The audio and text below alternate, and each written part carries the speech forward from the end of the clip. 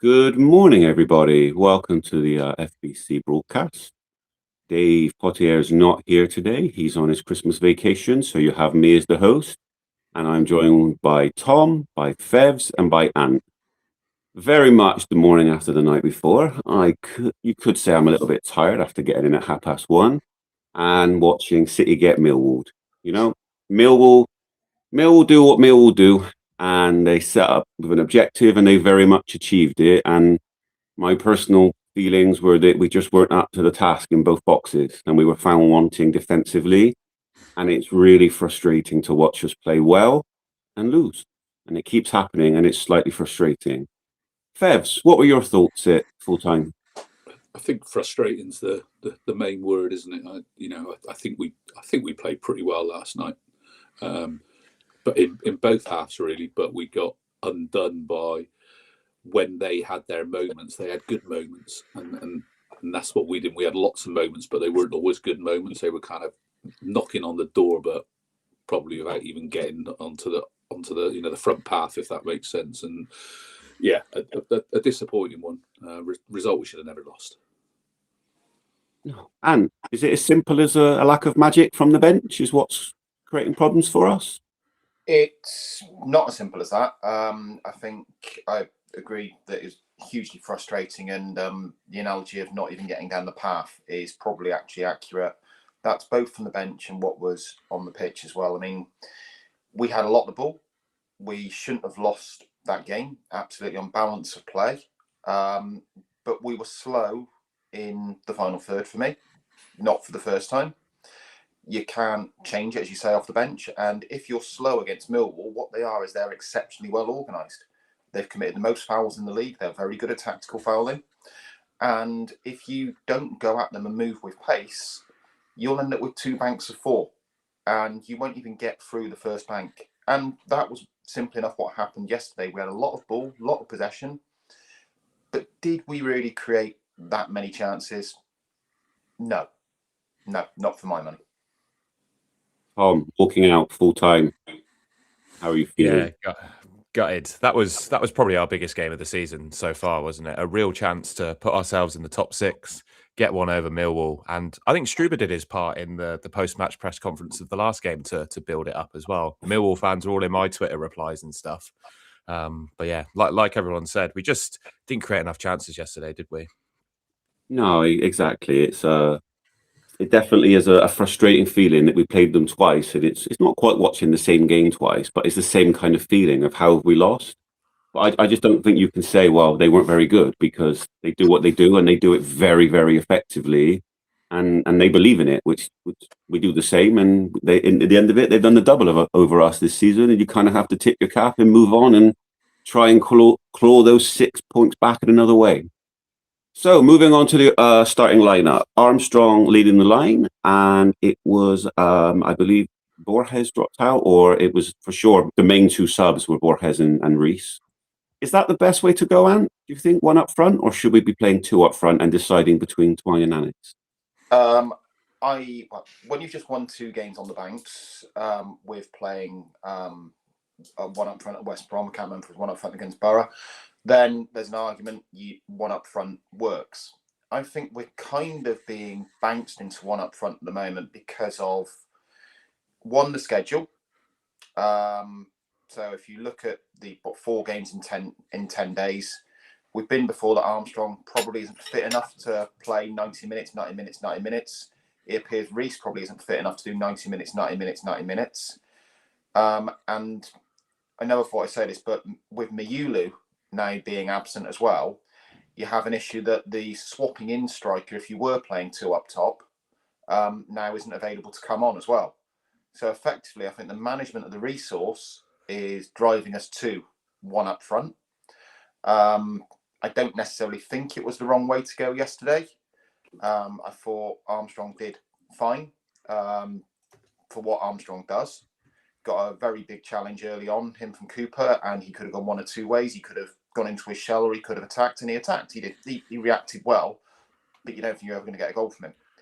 So to roll back to the question, I think we are being bounced into the two 10s and the one up top because of resources. It's a problem that we've known about for some time. The question becomes, and this feeds back into your piece on the bench, is do we have options in those 2 10s other than the two that are there? Do we have Stokes? Do we have you? Where do we go with that? Because we clearly don't have enough to play the two up front at the moment. Sure. Febs, how close are we to seeing what Struber wants to do versus what he has to do at the moment? I don't know is the honest answer, because it's still very much, transition in terms of the squad, isn't it? And, we can sit here and say that he's played two up front at other clubs, for example, and therefore, why isn't he doing it here? And I think, Ant's just kind of given all the reasons. We're managing the squad at the moment. If Reece could play 90 minutes every week, Armstrong would barely play. I think looking at the season overall, those Sinks did all right as himself. I'm sure we'll talk a little bit more about that kind of dynamic later. But yeah, we're managing the squad, and it seems to be it's easier to play one up front and then the 2 10s, and rather than play two up front and then after 60, 70 minutes find out that you've got nothing on the bench to replace them. And I think as well, maybe for a team like Millwall, we're probably going to go back to front at times. If you play two up front, then you're instantly got eight defenders behind rather than 9, and you're less able to block or press. So maybe that was something to do with it. Struber did, from what Ant's just said, Struber did say that before the game against West Brom, that with Fally's injury, it means that he can't really go two up front because he's then got nothing to bring on off the bench. And that's where we are at the moment. The grand problem, isn't it? So, Tom, first 10 minutes, the expected spicy atmosphere at Millwall. What did you make of it in general in our reception? Well, our bus, so there was a big accident on the M4 on the way there, and I think our coach was the last away coach to arrive, and they ferried us all the way through the Millwall car park in front of the Millwall fans, which you'd obviously expect something, but there was nothing. It was pretty light, I would say, much more friendly than I thought it would be. The atmosphere wasn't quite what I was expecting it to be. I've never been to the Den before, but I would say, am I right in thinking that Millwall probably had a better start to the first 10 than we did? It was up and down. I would say it was up and down. Febs, you're nodding. You agree with that? You think Millwall started the bright too? I think overall they looked the team that would gain control the most out of the two sides in that opening 10 minutes. They looked the team that were playing probably the way they wanted to play. Yeah, sure. And they seemed to be playing quite a bit of football actually earlier on. They were nipping it around. They showed a bit more of themselves than they did in the first game, and which leads us on 15 minutes, the first goal. And is it just the simple fact that Pring is not covering, or is it more complex than that gets us to that point? Talk us through the goal.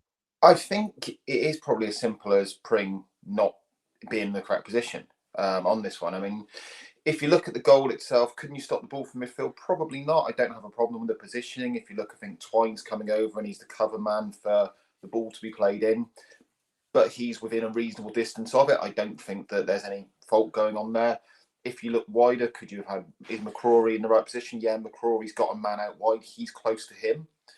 Ball comes in. Your centre halves are broadly in the right position. Dickey goes for it and he gets a deflection off top of his head. And Pring isn't close enough to the man that snuck in. So I do think it is as simple as this one, that Pring loses his man. Is it possible that one of the three, can Atkinson possibly drop a bit deeper on this one to pick up the man? Potentially, but I thought that it was Pring's man. I think it's Pring's error in that particular instance. And Viner has a good go at keeping it out of the net. Can't do anything with it. I mean, nothing that Max O'Leary can do with that whatsoever. VTech doesn't save that. Max doesn't save that. No, and sure. I get that point. But I was more Pring for me. You're a centre back by nature. Talk me, like, you go into Millwall. The one thing you don't want to do is concede from crosses, and we concede like that. How did you feel about conceding in that manner so early in the game? It's a disappointing goal. I was just going to pick up Ant in terms of my view, and as you know, when I'm kind of watching games, I take photos or I take screenshots of it on Robin's TV, and the screenshot I've got there is particularly the build up to that goal. And as they move the ball across the pitch to Sturge, and if you watch the video back, I take a screenshot there where Twine jogs, he doesn't get across, and then all of a sudden he thinks, "Shit, I need to put a sprint in," and he's delayed in making that action, and he therefore doesn't get any pressure on the cross from Sturge. Not saying it's Twine's fault or whatever. It's just that we've not transitioned across the pitch quickly, and it's actually a pretty big part of the way we need to play. Certainly when you're playing, a back three versus a back four system, because the fullbacks are then going to push on. I think Lewis Carey was pretty good in commentary at halftime when he's saying what you then had is, I think it's a Maku has dragged McCrory across. Viner's a bit worried about leaving McCrory 2-on-1 if Sturge carries on down the line, so that drags him across. That means Dickey then has to go and pick up.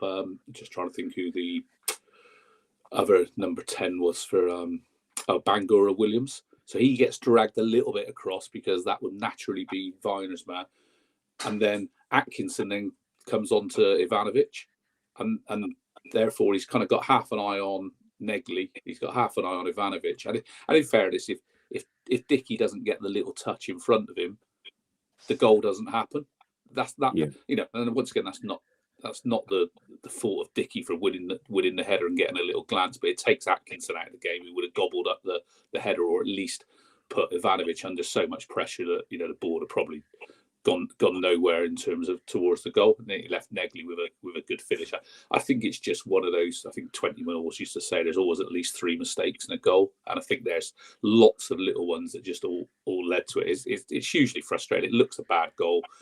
I think Pring, we'll probably talk about that a little bit later. Pring's battle with Kramer on the right-hand side probably meant that he's more worried about him coming in at the back post than he is Negley. And it's just one of those things where you're trying to split 5 defenders across 4 attackers, and you all effectively end up marking kind of almost like no one. But yeah, shit happens. It's really annoying though, isn't it? Because you're going to Millwall, you know the questions they're going to ask. You know that they're going to put balls into the box. You know that you've got to be up to task. And like you said, 5 against 4, and somehow they have a man that's so free in space in your own box. To me, it might come from one trigger point of Twine not quite getting across and too much space. But it just feels like that shouldn't happen. And no matter how well you play, if you don't get the fundamentals right, it's going to bite you. And that, for me, was the frustration point. Now, Tom, sorry? It's football. Again? That's football, isn't it? Or unless you do see an incredible piece of like magical play, all goals come from mistakes, don't they? In some shape or form. They do, and it's just it's the first half. It's 15 minutes into the game, and you know what's coming.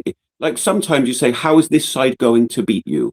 And each team's got a certain DNA in a way that you think, right, that's not the way we're going to get beat. Even we have a way, it's like, don't get beat on transition. For Mill, it's don't get beat with crosses in the box. And that's exactly how we concede early on. And I don't think it was that high quality a delivery. I just think it's poor defending for the reasons that you've all said. Now, Tom, how do you think we responded to going 1 down? Yeah, I think we responded excellently, to be honest. And just going back to the goal, I mean, it almost felt like the players were mentally just a bit tired after the start of the game. Really, like you say, Scott Twine jogging across the pitch to get to the cross, etc.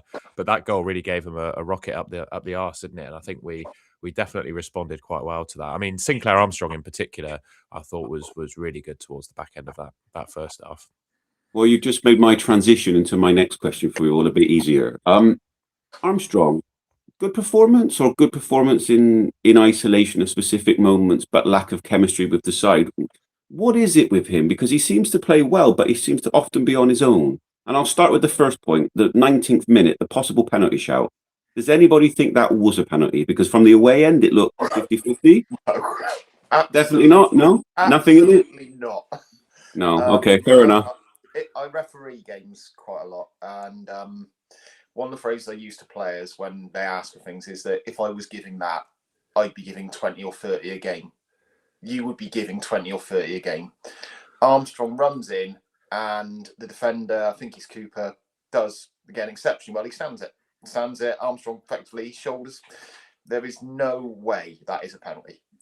if it had been given against us, we'd be spitty. Okay, fair enough. Because when you're from behind the goal and you're looking, it looks like he's in front of his man, and it looks like the guy's literally just shoulder bars him out the way and somehow got a goal kick. And you're thinking, how can you get a goal kicked from that? But from what you guys are saying, it's clearly not. And then it takes us to the Armstrong half volley, which he connects well with, and you think, oh, he's playing really well here. Then we get a corner, and to my mind, it gets flicked on. How does that ball go between the post and Armstrong coming in at the back post? I think if you're a striker, that's your bread and butter. And yet he's not there. It's gone between the two. Is that not the issue that we've got with Armstrong, that for all the good performance, he never looks like he's actually going to score? It just takes too much for him to get goals. And as a striker, that's the core issue. Feds, what do you think of what I'm saying? I'm being harsh on Armstrong here? No, I'm pretty much echoing it all, Dave, really. I think there's an individual in Armstrong, and the cohesion with the rest of the team isn't there. And I think what he tends to do is do stuff that looks good for himself, and that's not his fault. That's just the way he is and the way the team comes about. And I don't think, I mentioned it last night on OTIP, that, and I probably used the wrong word in trust, but I'm not sure the players trust what they're trying to do in the system with Armstrong up front than they would do with Reece. I think Reece gives you more natural types of movement and runs and things like that, whereas Armstrong doesn't. And for, I say, all the good things he did last night, he did some like really frustrating things as well. You know, he allows himself to get pinned by the centre half too easily. So if a long ball does come up, and sometimes you have to play long because they put a decent press on or whatever, then you can't allow yourself to get pinned and stand there kind of motionless while the second centre back just goes around and mops up in 15 yards of space, and then they build an attack from it. You've got to be able to like get yourself free from Cooper or I can't remember who the other centre back, Taylor, to be able to then react to the ball going over the top and spin him in behind. And he doesn't do those kind of things. Even that penalty incident, he gets away from Cooper, and you think just head for goal, but he takes ages to actually break into a sprint. And then, you know, and Cooper, once he gets his legs going, he's a bit like Flint in some respects, that, you know, he can move once he's going, but he's a bit like a giraffe in terms of getting himself going, and therefore he allows that contact to happen. And those are the frustrating things. And yet I think he did some good things, but, you know, and this is harsh, the good things are what look good for Sinclair Armstrong, not which are necessarily productive for the team. And that's the big problem. We have to play quite differently with him in the team to what we do with Reece. And I think that has an impact on other players as well. And therefore, it's decision for Struber. Does the impact on the others outweigh Sinclair doing some good moments individually? So I'm not sure if that comes across correctly. No, it does. And I'm going to give you an opportunity to defend him a little bit here, because the way I see it is that he makes us feel as though we're more dangerous, but the chemistry seems to be lacking. Is that unreasonable for me to say? Is that on Armstrong, or do people need to adapt more to what Armstrong brings to the table? Well, I think what... Go on, Dave. I was just going to say, I think there's a bit of both. I think the question is, I don't think Armstrong can adapt to the team. You know, if I'm being black and white about it, and I'm not very often black and white, and I'm probably somewhere in the middle on that, but I don't think he can adapt. He can only play the way he plays. So you then risk affecting lots of other things just to make it work for him. But yeah, a big one for Struber to work out. If you were to ask some City fans, they would be pretty clear that they see Armstrong as our main striker at the moment in the way he plays. It's a real debate for some people. Do you see their point in that sense? It's not, and it shouldn't be. I mean, what Dave's saying is something I said a few weeks ago when I was on here. I think I used the phrase, the rest of the team don't know what Armstrong's going to do, because Armstrong doesn't know what he's going to do himself. And that plays into the trust factor. And again, we talked about all teams have DNA, a certain way they play. If you can trust what your teammate's going to do, it makes it so much easier, and it makes it so much more coherent and cohesive, and it works so much better. Now, my challenge to people who say Armstrong is our main striker is, are you happy with our main striker scoring 1 goal in 13 months? And the answer to that has to be no, acknowledging that it's not binary. And the reason that people say he might be our main striker is because they don't see non-binary nature. So they see Reece and they don't see the dirty work that Reece does. Reece doesn't win loads of balls in the air necessarily, but he occupies people. He occupies people very well, and he creates space for other people to utilise. Armstrong can create space for other people to utilise when he pulls wide, but unfortunately, I think there was one where yesterday, before the penalty incident, where he came down on the left side, nobody in the box, because literally he's taken everything out of there on that side. So it disrupts the shape. I saw in the comments somebody saying that Armstrong's a winger. To use the parlance, I don't think he can cross the road. I think with Sinks, I'm higher on him than I was last season, because some periods last season I saw a chronic lack of effort, particularly towards the back end of it. I think he is trying. I think we're seeing possibly the best version of Sinclair Armstrong we're going to see, but I don't think you're ever going to see him be a goal-scoring striker. And he's not a winger. I don't know what he is at this level, and I don't think he's an answer. Tom, Sinclair Armstrong in a 1 or a 2? You could argue in the first half yesterday he was probably one of our most threatening players, and yet here we are all saying that with him a goal's probably not coming. Is the issue that you need to play Armstrong in a 2 to get the best from him regularly? Because we've seen him do it occasionally in a 1, but I just feel like from what Dave said about having 2 centre halves, if you have 2 up there, you kind of can't do that. You're kind of spread, and it gives him a bit more space to do what he does. Do you think that's the issue to get the best out of Armstrong? Maybe. I think some of his better games have come when he has played in a 2 up front. But I think as a human being, I think Sinclair Armstrong is just wired a bit differently to most other footballers, and he doesn't make the natural movements or natural runs that you'd expect. Like everyone said, he's not a predictable footballer. And that means at this level, he's going to struggle. And I think Reece, like you say, all the people said, all the dirty work that he does, the way he does it is predictable. Like, players know where he's going to be. They know when he's going to make runs. And when he's got the ball, they can align themselves for a pass from him. But with Sinks, you don't know if he's going to pass, he's going to run with it, whether he backs up against a defender and can't win it. He's just too unpredictable. I think that might be one of his problems. Sure. The events of Armstrong. Now, halftime. Something happened at halftime. The traditional host of this podcast sent a tweet, which he was reasonably pleased, and he decided to go all in on Anis. And in his words, in January, just go. Now, one of us here more or less agrees with that comment, and I'm going to give them the floor first of all. And please explain why Anis, our most dangerous player, our most effective player, who also has results, you would be happy to see him leave in January. I think he is at the level he's at. I don't think he's got potential to reach a higher ceiling. I also think that we talk about the collective nature of the team. Anis, to me, slows the game down quite a lot, markedly. I like us playing with pace. I like us being quick on transition. To give a microcosm of yesterday, there was one where the ball's of Anis in the box, and Cam Pring is on the left side. It's there for a very quick pass to do. Plays Pring in, can shoot straight away. Doesn't, delays it. He wants this extra second. He always wants the extra second. And I think his form has dropped off a little bit. First off, if he's placing aside, yes. Okay, I'm not saying that. I'm not saying he's not been effective. What I am saying is that I think I'm seeing limitations in there that have been there for some time. And we have to remember that he wasn't playing under Pearson. When we had our good spell under Manning, he wasn't playing then. That was the second half of last season. So unlike with Viner and Sykes, I can actually forgive the contract situation a little bit, because you know what? Would you have given him a whacking great contract at the start in the summer? Probably not. So your question is, do you get rid of him in January and get some money for him?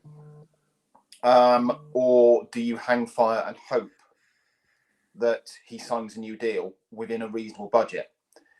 I don't think he's signing a deal for the budget we'd like to pay. I also think that teams are figuring him out a little bit in terms of you stand him up, you let him do step overs, you let him go side to side. Doesn't really beat you. If you look at the teams that have had success against Anis, it's the ones who haven't dived into tackles. So if they dive into tackle, then he can beat them. If you stand him up, he's relatively straightforward and quite one-dimensional. So I would rather get a couple of £1 million for him in January, reinvest it, and go again, because I think the closer he gets to the end of his contract, human nature says, I'm going to try and avoid injury, I'm going to try and do this and try and do that. Going to be less effective in the second half of it. I don't think we will get enough bang for our buck in the second half of the season. And I'd be saying, right, get ready. If you give me a choice of renewing Viner or renewing Anis Mehmeti, I would renew Viner every day of the week and twice on a Sunday. Ebbs, I understand the point of the contract and trying to take, it may be a difficult decision if the right offer comes in. But putting that to one side, I'm not losing my mind, right? This is our most dangerous, effective player. And the criticism for him, Ant speaks for a lot of people. A lot of what Ant is saying is what a lot of people have an opinion of Anis. It's excessively harsh, right? Or am I just losing it mentally, which I probably am, but I think how Ant's described it there is much more palatable than the way he put it on OTIP last night. So I think much easier to convey probably in the spoken word than the written word. And I think there's lots to agree with in there as well. I think Anis's ceiling is not hugely higher than where we are now. If much, debate, discuss. But I think he's an important player for us. But on the flip side of that, and I posted this last night as well, I think he is replaceable as well, because I think, in some respects, Struber has inherited a squad with a kind of mix and match of styles from previous managers. And I think any churn that you can do as a manager towards getting what you want is probably a benefit. And I think Anis might fall into that bracket as well, that, come on in a minute, don't ever kind of forget about kind of contract. But I think if Struber had an ideal, say, 2 up front, which he's played a lot, it probably wouldn't be a 1 and 2 10s behind. But he's kind of using that as his compromise in the system. It's the most effective use of the resources he's got. But if he could change that, and that could be, well, maybe sell Twine and keep Mehmeti and play another striker. I think you can perm that different ways. I think Struber might be open to it. But the big problem here is that, what are we now? 30th of December. In 2 days' time, he can go pre-contract. That brings about its own issues, as kind of Ant started to allude to. That you only need to not track back a runner once, or be really, really greedy, and suddenly your teammates are on, you're playing for yourself now, or you're not playing for the team, or whatever, and that can open up problems. That's not to say that will happen, but it could, and it is going to be a really easy thing for the Anis dislikers, I didn't use the word haters there, to label at him. So that's something you need to consider. The other bit is, let's just say 2 million is what you get for him. You have to take it, because it's not just 2 million. It's, I don't know, whatever wage he's on now for 6 months you've saved as well. So it's more than 2 million. The problem is he shouldn't be being sold for 2 million, because what we've done is we've fannied around for whatever reason on a contract situation and allowed to get the balance of power to shift towards the player. And we don't learn from that. That's the biggest problem in this. It's same with Zach Viner as well. We've allowed the balance of power to go to the player on this. And there probably, there's a good argument that says, well, maybe at the back end of last season, start of this summer, he wouldn't have signed a contract because he wasn't sure where Liam Manning was going to play him. But as soon as Struber identifies him as a key player, you have to go and nail his contract, and that might have been in pre-season. Exactly. And even if he's not, he's going to be a player who plays pretty regularly in the first team, and you want to retain value. And we talk in our accounts about having a trading model. Well, we don't. We don't have a trading model. We thankfully have an academy model that bails us out all the time. We don't trade the players we've signed very well. Broken record on OTIP on this, I'm afraid. And it hasn't really. I by and large agree with a lot of what you say there, but I think he's a good player, and I think we've just allowed a contract situation to get away from us. I think for me, when we talk about how Struber would like to play, I think in an ideal world, Struber would probably change both the tens. You think he'd change both? What I mean by that is for the speed in transition. Because if you look at how we like to play, and again, I've slated Scott Twine enough in the past. I think Twine has actually been a lot better this season. And if you look at the last 2 games, 2 goals have come from little passes made by Twine. I wish he'd shoot more sometimes. But generally, our strength is speed of transition, going quick, going at the other team fast. For varying reasons, Twine likes to do one too many passes quite often. Get into the area, it tries to pass the ball too much sometimes. Anis wants too many touches sometimes. I think if Struber could get, I think he'd ideally like to play the 2 up top. If he was playing 2 tens and you said to him, right, you can trade off some of the strengths for greater speed and transition from these players, I think he'd ideally like to go for that. That's not a criticism of the 2 players themselves. Yeah. It's saying that you square peg, square hole, round peg, round hole. If you want to play a certain way, you get the players in to do it.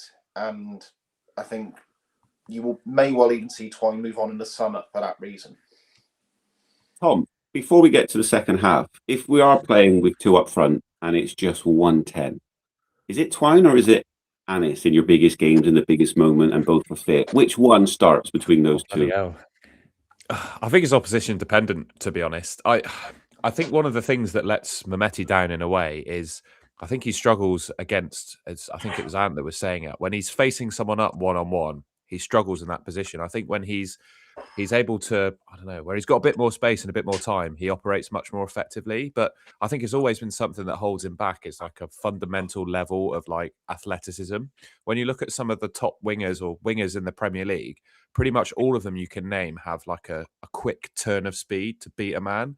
And I don't think Anis has that. So he relies on his footwork for a man to sort of put a foot in and then bring himself past him. So with that in mind, I think it's probably opposition dependent, really, as to who you would play. I'm going to scapegoat myself out of that question, I think. For my part, I just feel like Anis sometimes, he plays in a certain position where you need that flair, you need that magic, you need to create, and you're not always going to do it. The issue that we've got is we get to the 65th, 70th, 75th minute, we look to the bench, and we just don't have anybody right now. We don't have that piece of magic, and we'll come to Stokes later because I have questions for you all. But we lack real options from the bench, and because of that, we focus on the people that are on the pitch. They can't be expected to deliver every single time, and I think we've also got to look at our recruitment for that very reason, and a hint of injuries. But Millwall would also say, well, they had a ton of injuries, as they want to let everybody know last night, and it's just one of those that we don't have enough options, which really gives a laser focus to those that are on the pitch. And I think that in terms of Anis, he's our most dangerous player. And when he doesn't perform, it really, really shows because everything goes through him. And when it works, great. When it doesn't work, he's the issue. But we are where we are. Moving on to the second half. Tom, the response. What did you make of the response to the second half, how we came out? Because we were on top pretty quickly. We were. I had an interesting start to the second half because I was trying to get to my seat and I was stuck on the staircase in the lower tier. So I was in front of a very tall guy. So I struggled to see quite a lot of the game up to the goal. And then when we scored, I got pushed down about 5 flights of stairs into some children, which was quite scary. But I think Struber, had we won the game, I think we would have known more about what he said at half time. But I think, was it against Leicester? You could tell he'd given the players a right rocket at half time. And I think he probably did the same in that game, didn't he? You can imagine what that halftime team talk would have been like from him. No, exactly. And Febs, 49th minute, talk us through the goal as you saw it. Where did it come from? What led to it? How did we get there?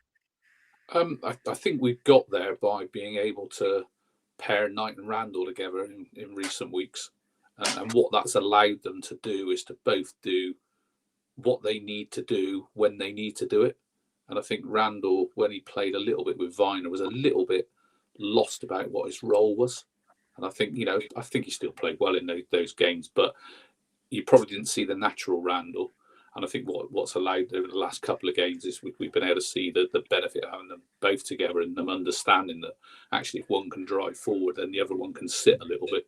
And effectively, Randall drives forward. He pops the ball into Twine. Twine pops it off to McCrory and Randall's continued his run, pulls it back a little bit, and it's a really good touch and a really good finish. Really, it's a really good move, really. In terms of breaking through the centre of the pitch, which is something you don't tend to do against Millwall and scoring from it. And that it was just a damn good goal, well executed.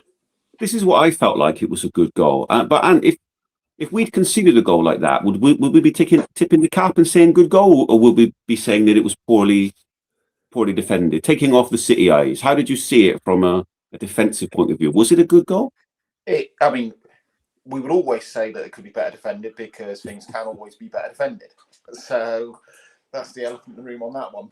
I thought it was a good goal. I thought the keeper will be disappointed because it's near post.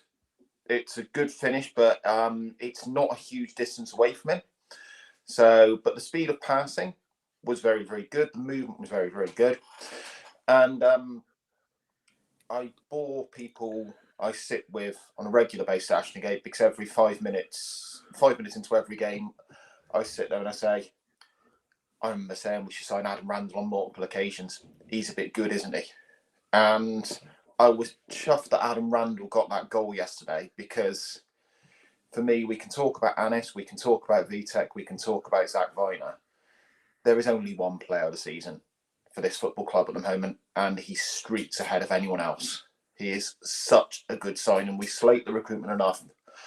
And when Fevs talks about trading, I'm absolutely with him on that. The pickup of Adam Randall from Plymouth I'm not even sure if he was out of contract or as a nominal fee. I think it was $500,000 I've read somewhere. That was release clause, relegation release clause, Anne. Yeah, and it's no surprise to see what's happened to Plymouth since he's gone because he carried their midfield and each times I saw him play them. That has been such a good signing, and Knight being with him, that's one of the best twos I think you will see at this level. The only thing they lack is a bit of height. Yeah. But the range of passing from Randall, and if he can add some goals, he had them at Plymouth, you're going to be looking at some serious offers for that player coming in the next couple of years because he is exceptionally good. That's the point. If he starts chipping in with goals as well, and it's one of the I've seen him watching on laptops and stuff, but seeing him live, it's really I had a high appreciation, but it's significantly increased that appreciation, the way he moves around the pitch and things that you can't see. I think he had a shot first half, and then the keeper cleared the ball quite quickly, and you looked and you saw who's the player that's next to him. It was Randall. Yeah. Randall was in the other half straight. He is where the ball is on every single occasion. Exactly. I've got a penchant for a CDM wearing number 4. He's one of the best CDMs wearing number 4 I've seen play for us. Yes, exactly. And straight after that, Tom, I don't know about you, but it was probably my most frustrating moment of the game in terms of attacking. Armstrong gets free down the right-hand side. He's got what seems like many, many options. There's a ball towards Anis, maybe he can hold it up and wait. And he goes for the most ridiculous angled shot on the inside post. He's never going to make. He doesn't even get close. Were you as frustrated as I was in that moment of the choices that he made in that situation? Yeah, there were a couple of, not Armstrong in particular as well, there were a couple of other times I think we could have done something a bit differently in our attacking opportunities yesterday. Yeah, I think it just comes back to what we all know about Armstrong, right? I just don't think he thinks about a game or sees a game as other human beings do. And I think obviously one of his weaknesses is when he's got time to get his head up and think about what he needs to do as well. That makes it even worse for him. He's a player, I think, that you want on instincts more than anything else, really. Sure. And from there, we're still on top. We're genuinely on top, in fact, in this point. And it's a case of, do we have it in us to find a goal? The best chance was probably the Viner header. It looked like a difficult one. It looked like it was slightly behind him. Maybe he could have done better, but it's not the easiest chance in the world. But my question, I'll start with you, Fevs, is do you think when we're playing a team like Millwall in that way that we offer enough options? Like maybe Struber wants it this way, but is there enough width? Are we looking to get behind? Because we had all the possession, we feel on top, but we didn't create a massive amount. Are there issues with how we're trying to play at the moment, or is it simply the players we have? It's a really interesting one because I think you can give some credit to Alex Neil in some respects, and that's not for the later change, but he made his changes and he went from a back four to a back three and wing backs, or a back five, and effectively he's then in Millwall and Preston mode of, I'm setting my stall out, you ain't getting in behind us.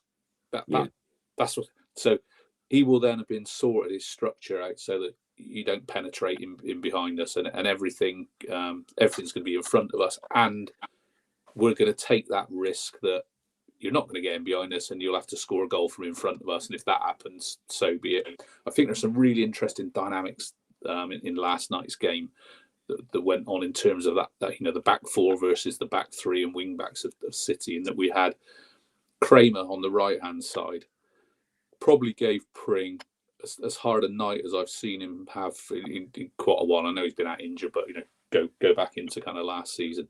He played up against him, and he was, there's not many people who beat Pring in the air on that kind of diag, and Kramer beat him every time last night. And what happened in that spell when we got the equaliser and Neil made the subs, he went back to a back three, and instead of Kramer being right back, he ended up being right centre back. All of a sudden, Pring's getting forward, and eventually Borges comes on for him. But Atkinson's getting forward as well, and they could not get out. No, but we couldn't penetrate them either. We were knocking on that door, but we didn't overly look like scoring it. It was more like, surely the pressure will tell and they'll cave in and we'll score. But we didn't really open them up, and that was the kind of the dynamic that was going on. And then with that goalkeeper injury stroke substitution, he changed back to a back four again.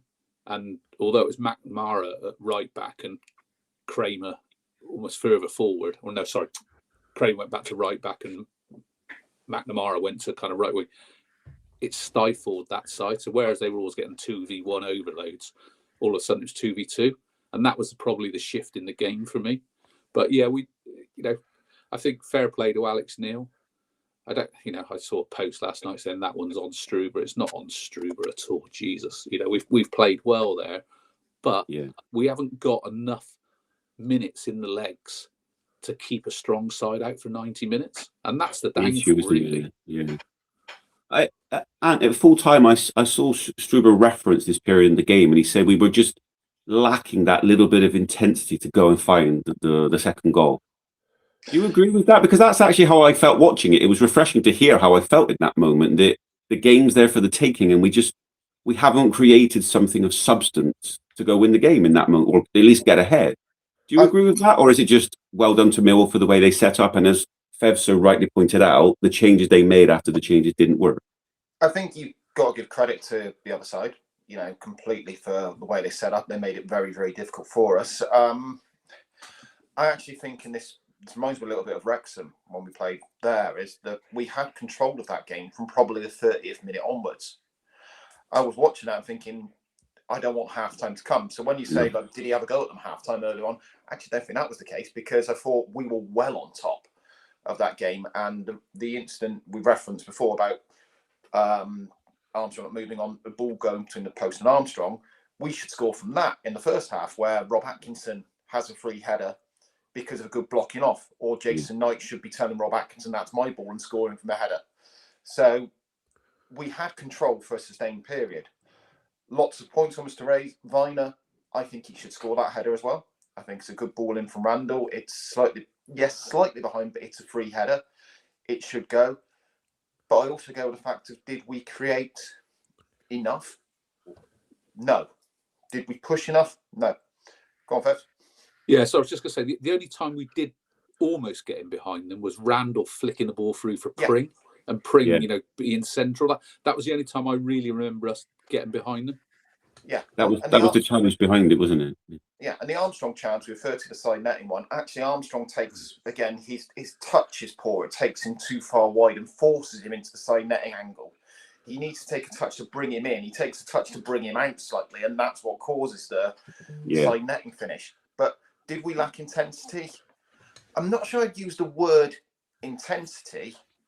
I would say, did we lack creativity? And which is the issue, isn't it? Now, Tom, the subs.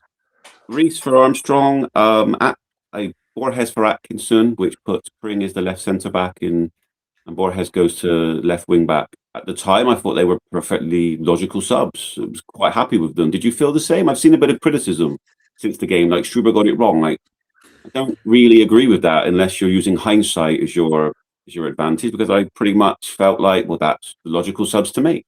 What were your thoughts?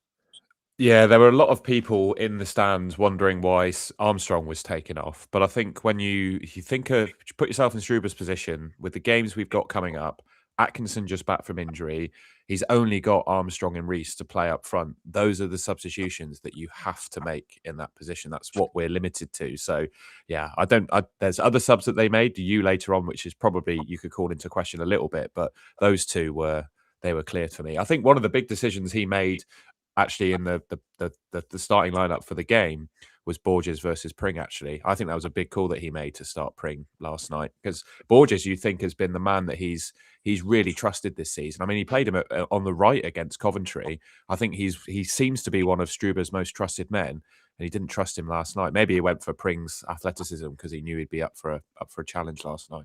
It's the curious point. In some areas of the pitch, we've got real competition for places, and yet in other areas, we've got nothing. And it comes a little bit of injuries, a bit of squad makeup. Now, Febs, you usually have a level head when it comes to youngsters.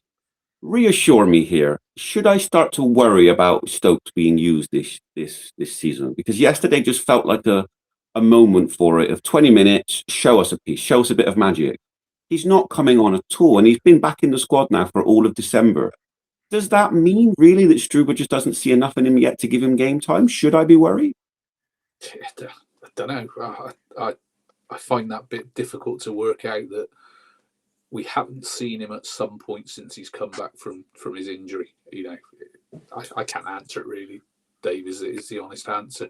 I think there's always times when, as fans, we sit on, on things like this and say, oh, he should have given him 10 minutes here, he should have given him 10 minutes there. But yeah, it's different when it's you in the hot seat, isn't it? But no, exactly. It's very different. And Anne, just before you answer that and lead you into answering that, we played 2 games in pretty short space of time. We've got another 2 coming up. Yesterday, apart from you in the 87th minute, those 2 subs in the 66th were the only 2 subs. I appreciate some of the options are limited on the bench, but is that sufficient from Struber? Is that good enough? Or is he really not helping the players with fresh legs in that respect? He may not be helping the players. I think what we're leading into here is the broader question of squad makeup. And, I saw a thread on OTIB the other day where people were talking about, the summer business doesn't look from 2024, doesn't look too bad now, does it? It actually does. We're still paying the price for a couple of decisions we made. Those decisions are transitioning from a coach who played a certain way to a coach who played a markedly different way, back to a more natural progression from the original coach. Yeah. And then markedly overspending in strange positions. Some cases, the signings being made without having watched them 40 times, but on a wing and a prayer. And sometimes the signings being made for probably, I think, more commercial reasons than ability reasons, sure, in the case of Hirakawa. So what Struber is working towards, if he looks at his bench, he ain't having Hirakawa. He clearly wasn't having Cornick. He's not having Hayden Roberts. Then you're starting to get down to youngsters at that point. He clearly wasn't having Joe Lumley as soon as he arrived in, because that was when Vitek got brought in. But those youngsters, should he be using them anyway? Because should he be using them anyway? I think that is the other question for me. Now, if I say he's not having Hirakawa, and I don't think he is, because since Hirakawa played against Wrexham, he's barely touched the pitch. Yes, a little bit of running now and again. The nicest thing people say about him is that he doesn't give up. I wouldn't give up putting him on the pitch for Bristol City. That's not enough.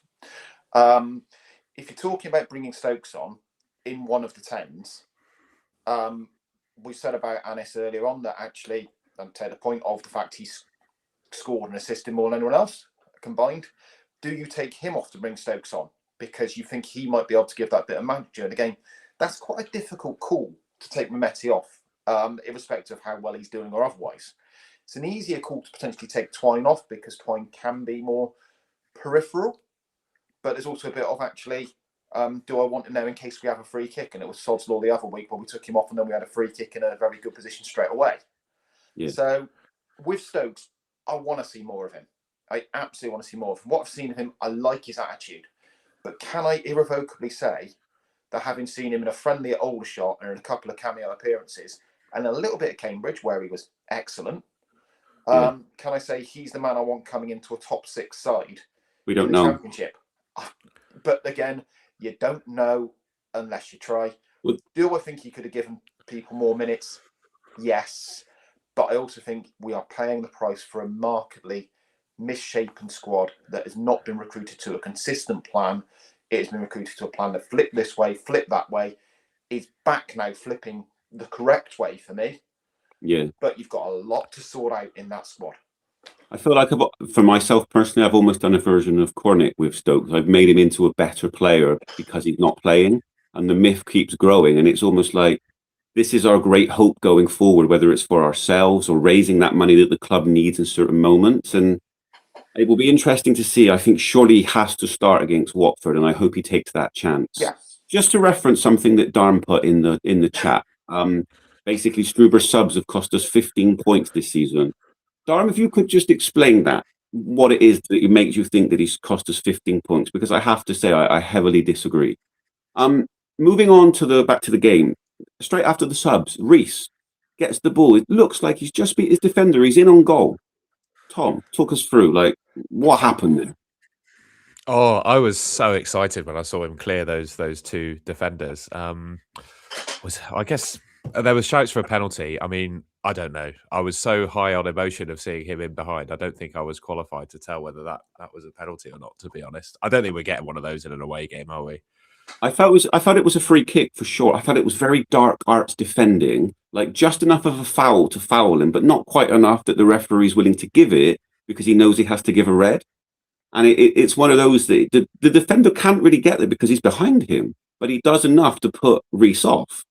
And what do you guys think, Fev? Should Reece be doing better there? Because he still has the opportunity to get it out of his feet. No, I think defenders put enough pressure on him. Combination of you can't sprint as quick with the ball as a defender can without it. The Millwall pitch held the ball up a little bit. I think it's just one of those situations where, you know, if the ball's played along the ground and Reece doesn't have to make a touch on it and can just sprint, he'll get a shot off anyway.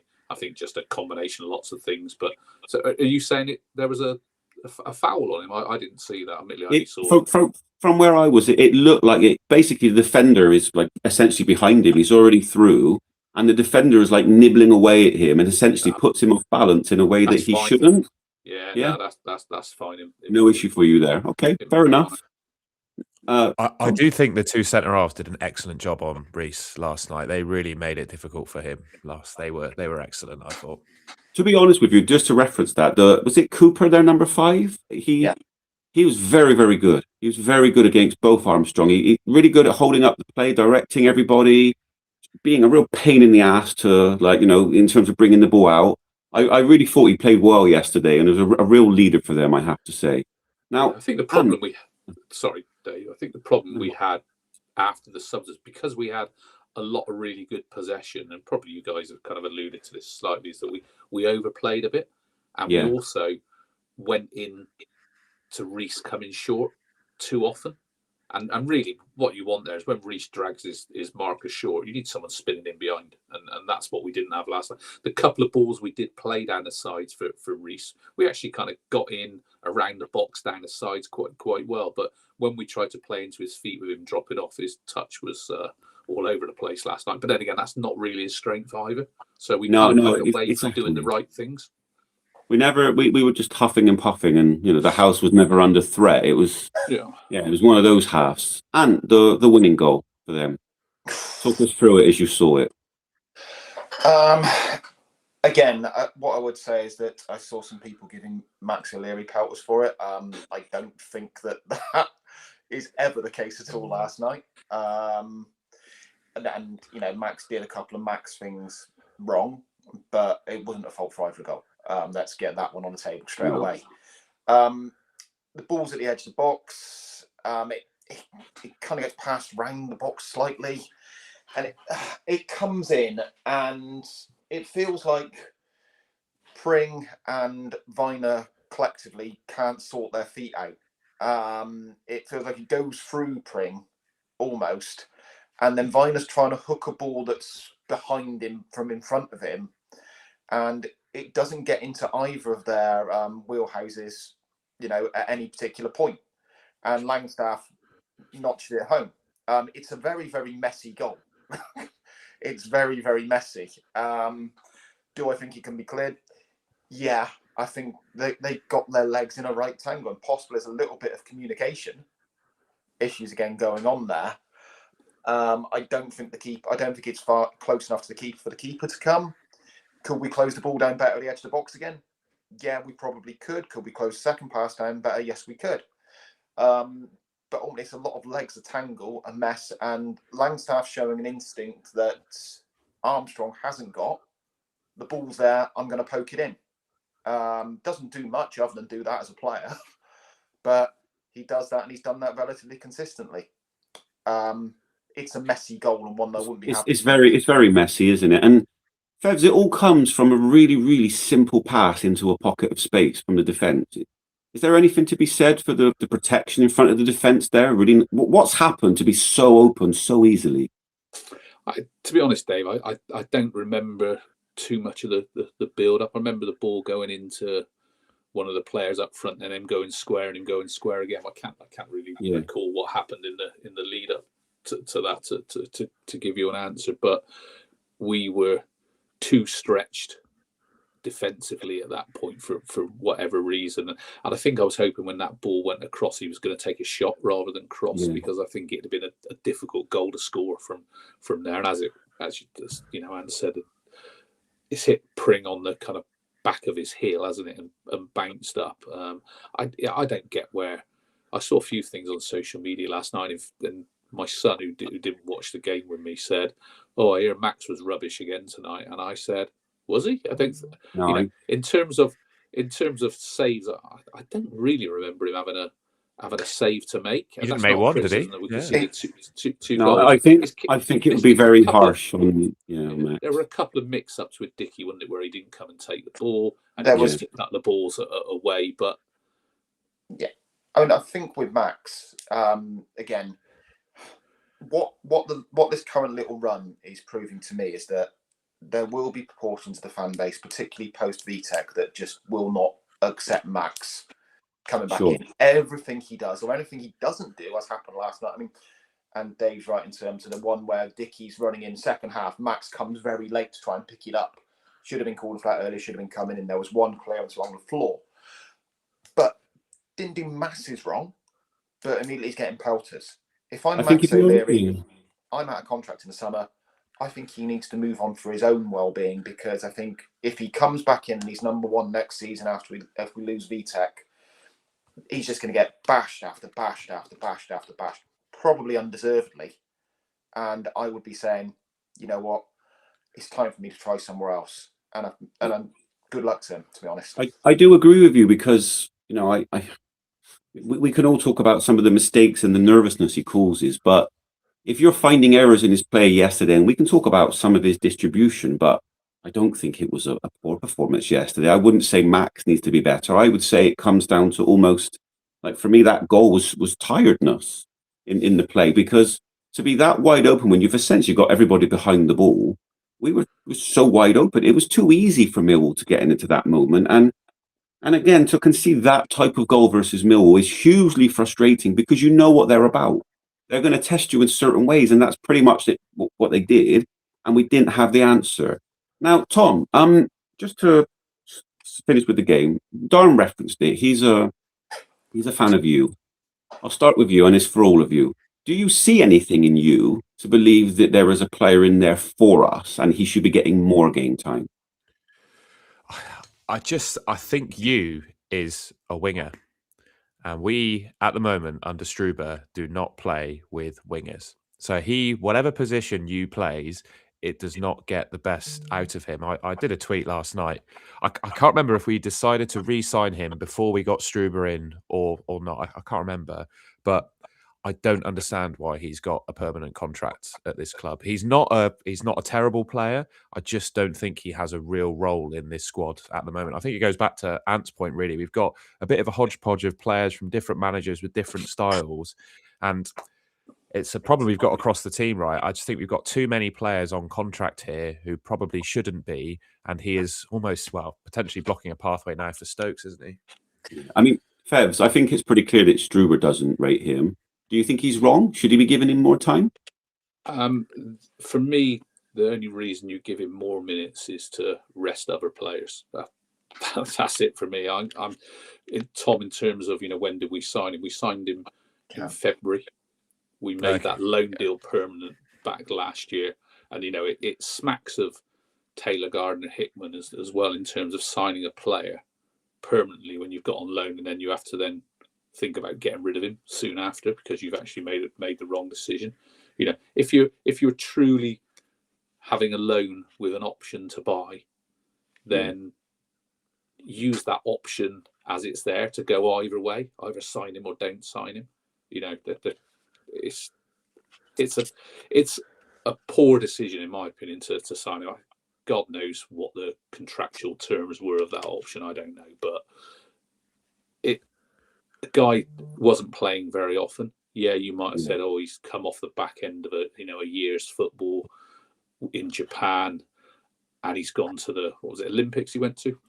Therefore, he's going to take a while to settle and all that kind of stuff." But he's been here 18 months now, and he's not showing it. Yeah, he hasn't played in his right position, but we don't play that way, And we go back to the fans forum, which was kind of hilarious when Brian Tinian was saying, "Oh, he was signed as a wing back and a 10," which was complete horseshit, wasn't it? Because Tinian talked all that summer about signing a number 7, and then to exacerbate it, said, "Oh yeah, well we changed the way we were playing after 3 games."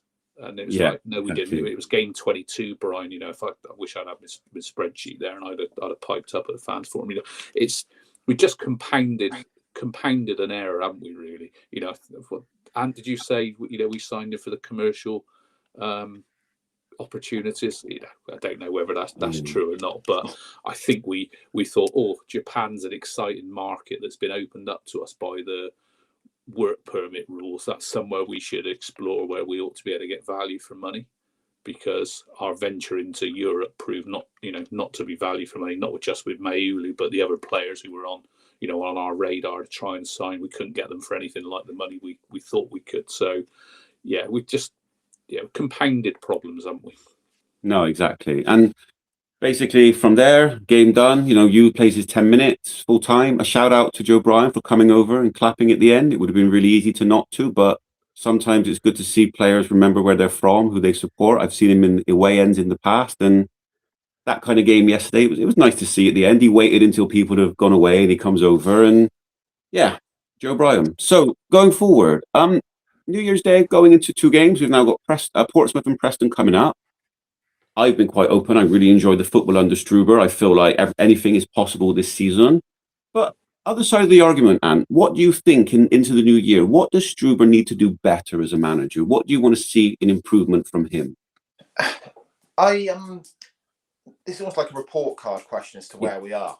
And I said the other day I'd give Struber overall a B+, because you have to work out what he's coming, what he's taken from. Just on the backtrack of he doesn't fit Struber. He didn't fit Manning's system when we signed him either, which makes it all the more ridiculous that we made it permanent.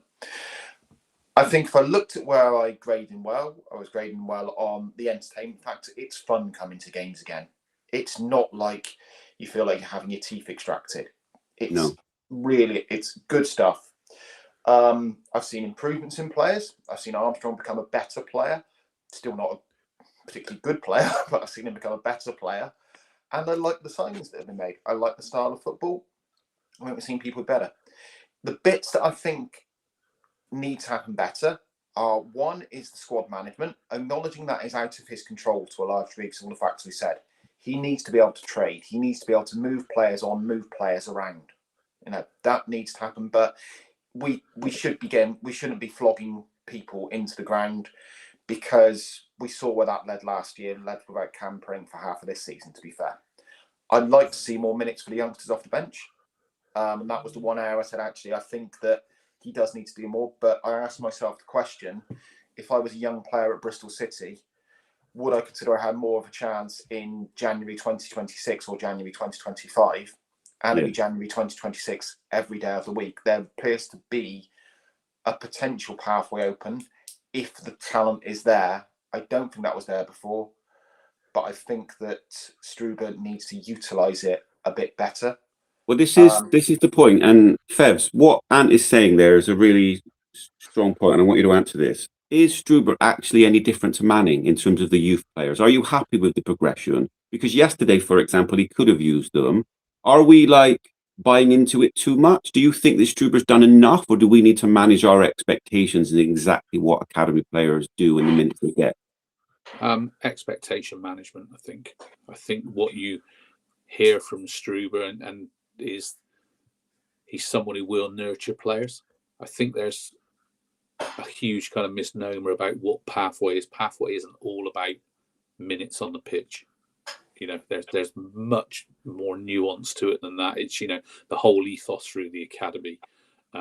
You don't bring in Dennis Baranowski into your under 21 and under 18 setup unless you're trying to develop players from your academy who will be able to step up into the first team. But it doesn't happen overnight. It's not a steady conveyor belt either. No, exactly. You could sometimes get fortunate in a position where a youngster just happens to be available where you've got injuries and they play for that reason, and suddenly they become a mainstay of your team. That can happen as well. So yeah, I don't think 5-6 months into Struber's reign is to kill him on anything.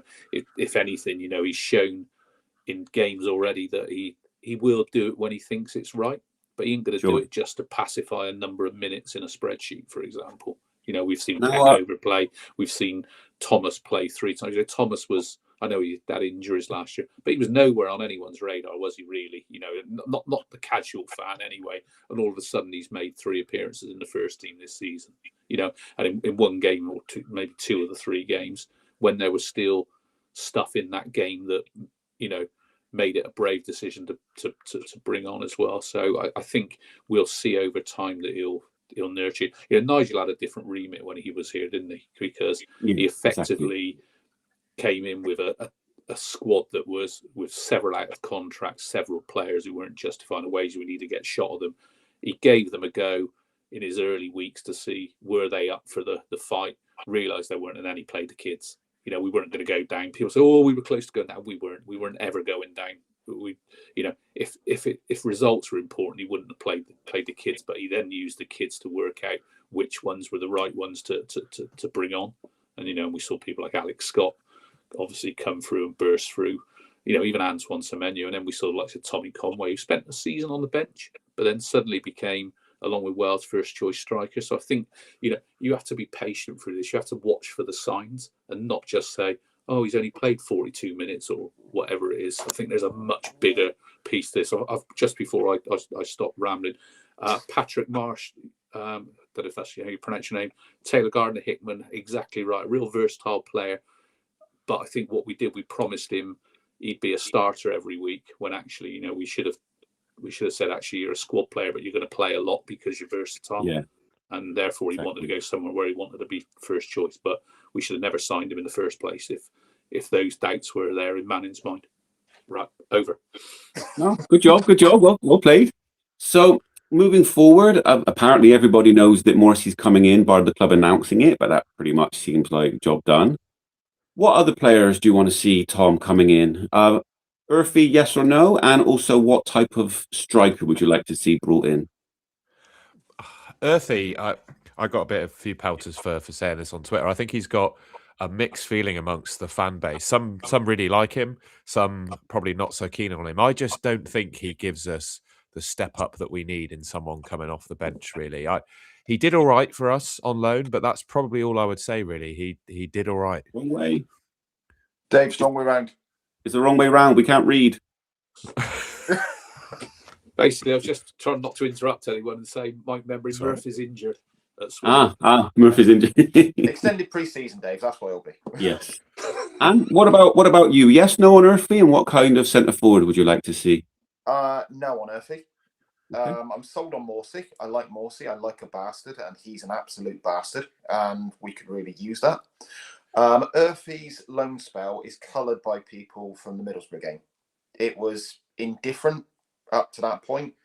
He had a couple of good games, couple of poor games. It wasn't a case of you look at it and say, wow, that is a player I really, really must have coming back in. So I'm not necessarily sold on Earthy. I think in terms of a striker, it's that your question becomes on the $1 million piece on a striker is, do you want somebody to play with or instead of Reece? So if you want somebody to play instead of Reece, you probably want a similar kind of profile of player. So possibly a big man. So to make it really simple, big man or little man, let's say. So if you want him instead, big man, you want to play with him, bit more mobile, bit speedier.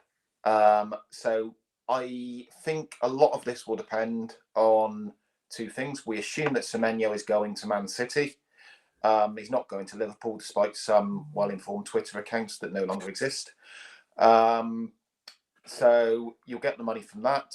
And also, if we do sell Mehmeti, which may be outside of our control, because if he decides he wants to go somewhere else in the summer, then you've only got a case of maybe we can try and bring it forward in all parties' interests.